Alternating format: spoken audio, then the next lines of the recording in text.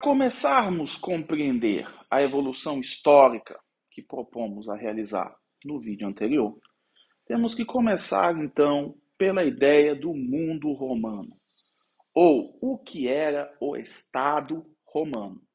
Porque nós sabemos que hoje tanto a ideia de relações internacionais, na sua dimensão dinâmica ou política, como pela teoria das relações internacionais, assim como pela sua perspectiva estática, pelo direito internacional público, é ancorado invariavelmente na ideia do Estado.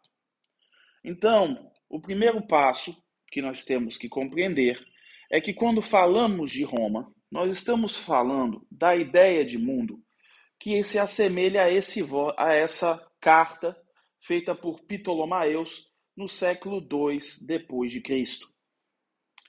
Então você tem que notar que Roma, querendo ou não, em seu ápice, se dominou praticamente todo o mundo civilizado ocidental, com exceção a Germânia e no Oriente os impérios partas e o Império Han, tá? Então, basicamente, temos que começar a entender a estrutura romana, do Estado romano, através do mito da criação de Roma. O que vocês já viram no colégio, que Roma foi fundada através dos gêmeos Rômulus e Remo, que foram criados por uma loba ou uma família de lobos lá, uma alcateia. Atenção, atenção. Aqui não podemos nos limitar, infelizmente, ao didatismo do ensino médio. Então, primeiro nós temos que compreender que essa história, na verdade, ela é eivada de, vamos dizer assim, parábolas, de licenças poéticas. Pois sua origem está justamente no livro de Tito Livio sobre a história de Roma, que está no livro 1, capítulo 4, versículos 1 a 3, na qual ele narra: mas os destinos estavam traçados, como eu suponho, sobre a fundação desta grande cidade e o início do mais poderoso império depois dos céus.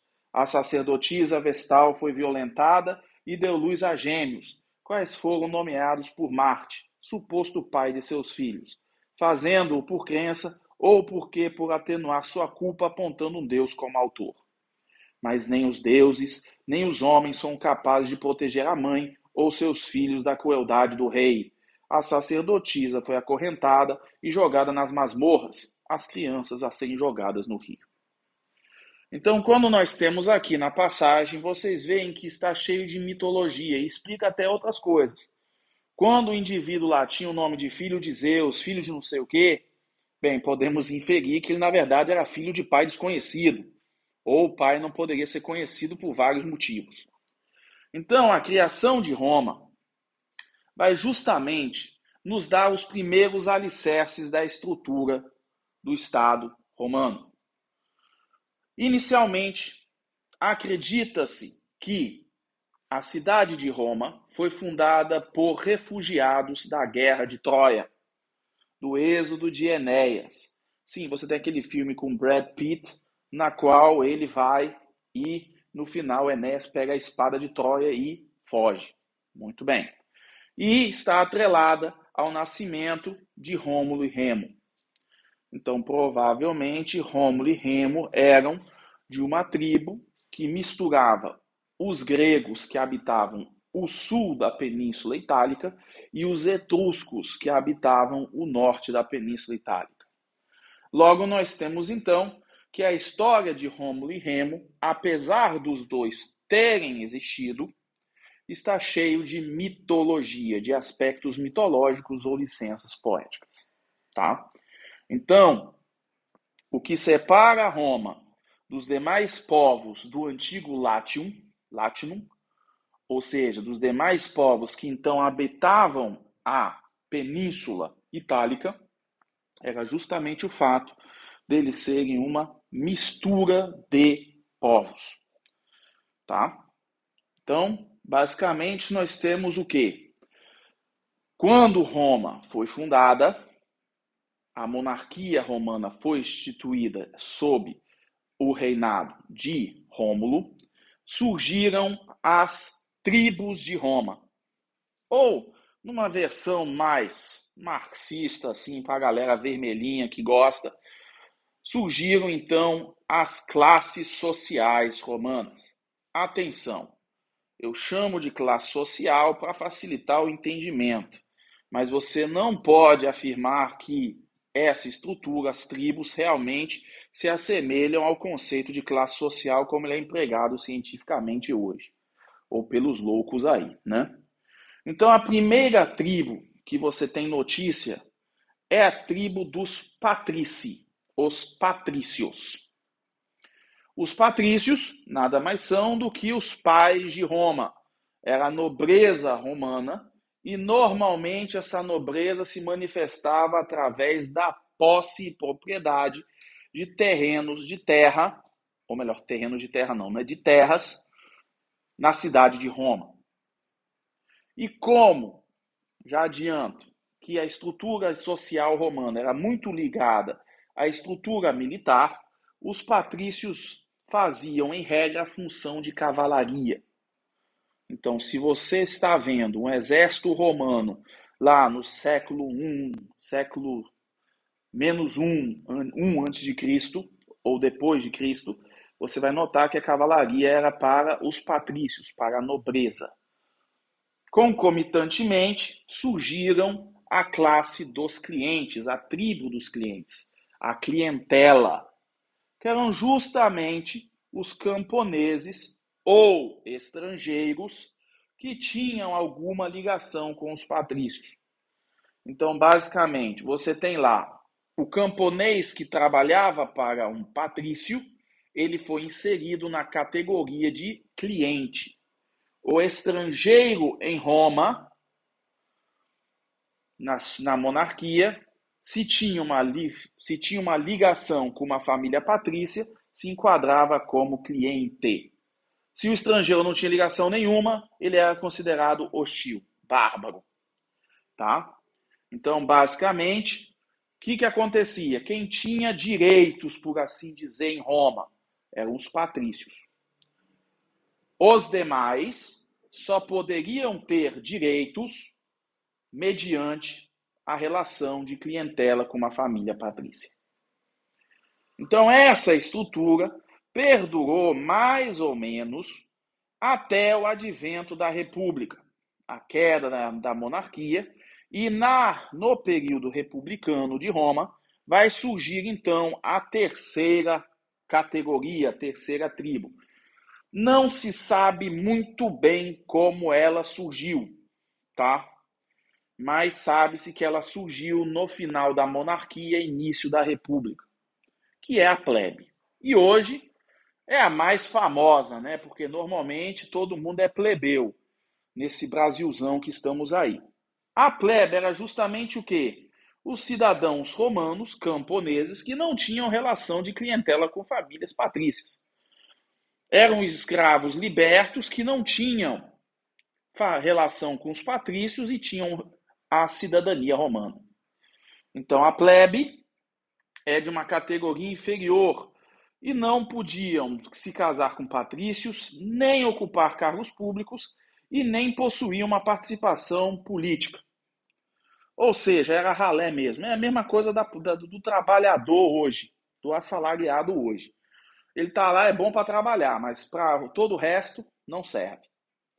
É óbvio que, com o desenvolvimento da República, boa parte dessas restrições vão caindo, tá? Até a própria noção de clientela começa a desaparecer e só se aplicar a estrangeiros até que no século III tudo isso desaparece. Então, isso aí é o ponto de partida. Então, quando você tem a fundação da monarquia romana, você começa a ter uma estrutura da sociedade romana. Então, por que eu estou começando com isso? Porque não adianta eu falar sobre o Estado romano se você não entender a sociedade romana. Porque a palavra Estado não vai ser empregada no sentido contemporâneo, aquilo que tem um território, um povo e um governo. Não, vai ter outro significado. Muito bem. Então, nas legiões, se o cara lutava a pé, ele obrigatoriamente ou era da plebe ou era cliente. Não era patrício. Muito bem. Então, concomitantemente, nós temos então a ascensão da autoridade romana. Se você tem uma estrutura social, você vai ter a autoridade romana.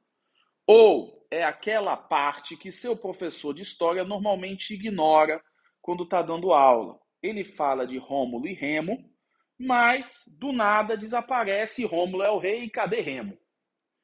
Isso aqui também é narrado em Tito Livio, que diz lá: como os irmãos eram gêmeos e, por sua idade, não poderia ser determinada entre eles a prioridade, foi acordado que os deuses iriam apontar em determinado local àquele que tinham por protegido e que daria o nome à nova cidade e a governaria quando construída. Rômulus escolheu o Palatinado como local de seu augúrio, Remus o Aventino. Foi dito que Remus teve o primeiro augúrio na forma da revoada de 6 abutres. Esse augúrio já havia sido reportado quando uma revoada em dobro apareceu no local de Rômulus.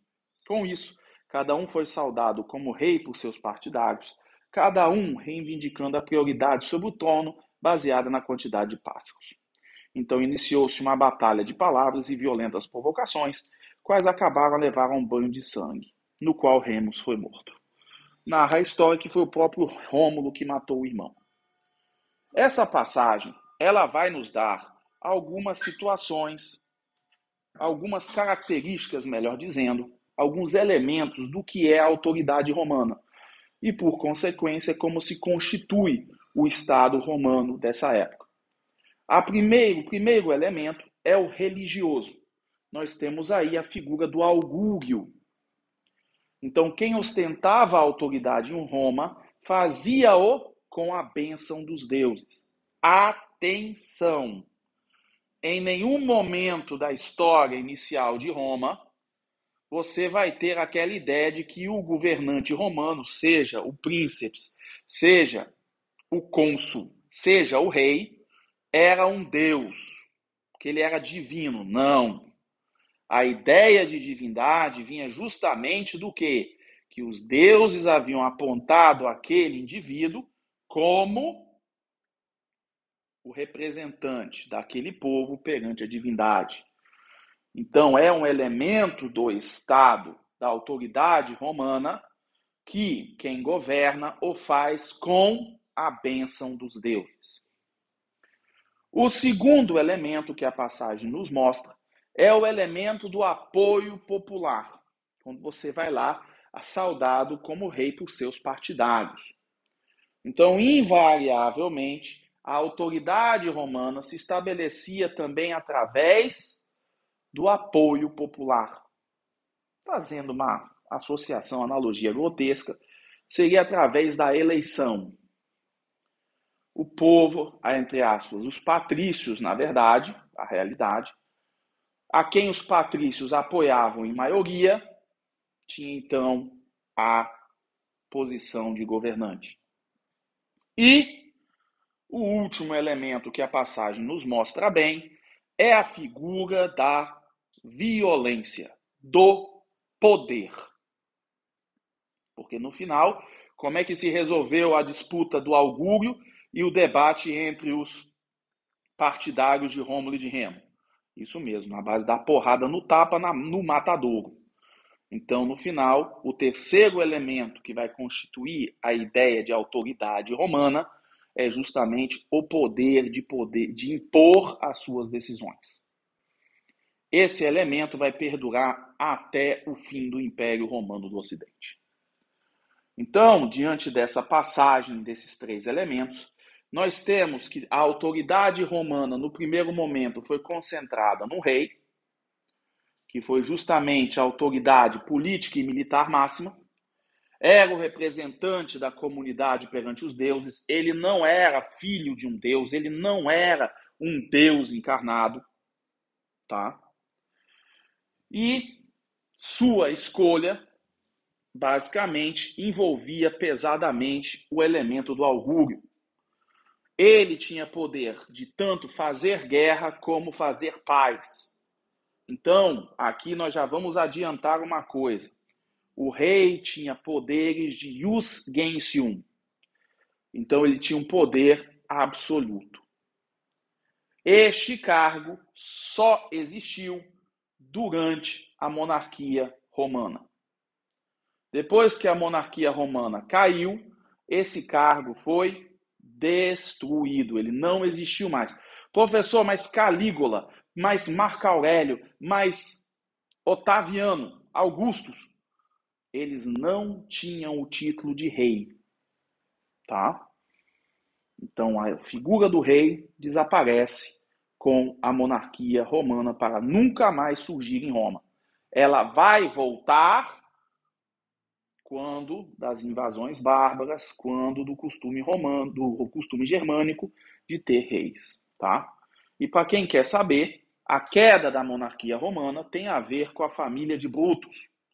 Como diz a passagem do próprio Lívio, Brutus, enquanto os outros estavam tomados por tristeza, retirou a faca da ferida de Lucrécia e, segurando-a, toda ensanguentada, exclamou: por esse sangue mais puro até violado pelo príncipe, eu prometo e tomo os deuses por testemunhas que eu vou perseguir Lúcio Tarquinius Superbus e sua maléfica esposa e todos os seus filhos com a espada, com o fogo, sim, com qualquer meio capaz de violência que eu dispuser, e que eu não irei mais tolerar ele nem qualquer outro como rei em Roma. É por isso que, normalmente, quando você vai ler a história de Júlio César lá, especialmente a peça de Shakespeare, Brutus é o defensor da democracia, ou melhor, da República Romana. Esquece democracia, República Romana. O que aconteceu? Por que o rei desapareceu? Muito simples. Podemos fazer uma analogia com o próprio Rômulus. O que aconteceu com Rômulus? Rômulus, como começou a governar, começou a se indispor com os patrícios, com o Senado. E aí, um belo dia, o Senado decidiu matá-lo. Só que o que fizeram? Em vez de dizer para o povão que mataram o rei, disseram que Júpiter Optimus Maximus tinha lançado um relâmpago e chamado Rômulo aos céus. Por que fizeram isso? Porque o corpo de Rômulo ficou tão desfigurado que a galera nem conseguiu reconhecer quem era, tá? Então, esse foi o problema desde a fundação de Roma. A monarquia, o rei, tinha uma tendência de abusar o poder e acabar entrando em conflito com o Senado. E isso escaldou justamente na figura do rei Lúcio Tarquinius Superbus, que é considerado o último rei de Roma. Ele foi perseguido, morto, e aí foi instaurada a República. Com a República, você tem... não vamos ultrapassar. Com a República, você vai ver que a autoridade vai assumir o Senado. Mas antes de entrar no Senado, nós temos que lembrar uma coisa que normalmente não é informada no colégio e na história geral. A outra forma de autoridade que existia juntamente do rei e que persistiu até a queda de Roma foram as comícias, ou, como narra Lívio, a comícia curiata, qual lida com os assuntos da guerra, a comícia centuriata, na qual vocês elegem os cônsules e os tribunos militares. Onde estas serão realizadas? Com a devida observância dos auspiciosos, se não nos lugares costumeiros. Discurso de Camillus na Assembleia sobre o destino de Roma na primeira invasão gaulesa. Então, ao lado do rei, do Rex, haviam as comícias, que traduzindo assim de forma bem simplória, são as assembleias. A mais antiga delas, que remonta à figura da monarquia, porque é justamente através de uma comícia que surgiu o rei, era justamente a comícia curiata, ou a comícia das cúrias, que eram justamente as famílias patrícias. Se você tinha a categoria dos patrícios, a assembleia das diferentes famílias dos patrícios se chamava de comícias. E havia as assembleias tanto de patrícios como também de clientes. E mais para frente também da plebe. Então, quando você vai falar, basicamente, a comícia curiata é as 30 cúrias do povo de Roma. Então, foi reduzida até se tornar meramente, por assim dizer, figurativa ou questões de religião. Tanto que quando você fala da cúria da Igreja Católica, ela remonta à ideia de assembleia. Só que ela tem uma estrutura diferente, ela já tem a estrutura do Senado. Então você tem as comícias centuriatas e todas essas aí que estão escritas no slide. Por que eu levanto isso? para você, meu aluno, não achar que o rei tinha a função de fazer tudo. Não. O rei ele tinha poderes absolutos, correto.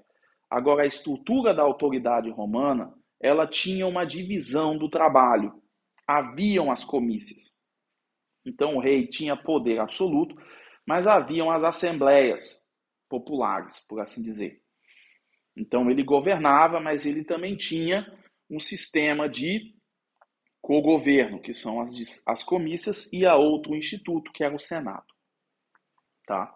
Então, se você for falar de poder legislativo em Roma, na monarquia, provavelmente você estaria se referindo às assembleias. Se você falar de poder executivo, você estaria falando do rei, correto? Não. Você estaria falando do Senado. O rei seria o que seria o poder moderador, por assim dizer, do Império Brasileiro. Tá? Então, das comícias, chegamos ao órgão mais famoso da autoridade romana, ou a sua manifestação mais famosa, especialmente em Hollywood, especialmente aí naqueles jogos de computador, que é o Senatus Populesque Romanus, ou Senado do Povo de Roma. Logo, nós estamos aqui diante de um órgão que nasce na monarquia e só vai desaparecer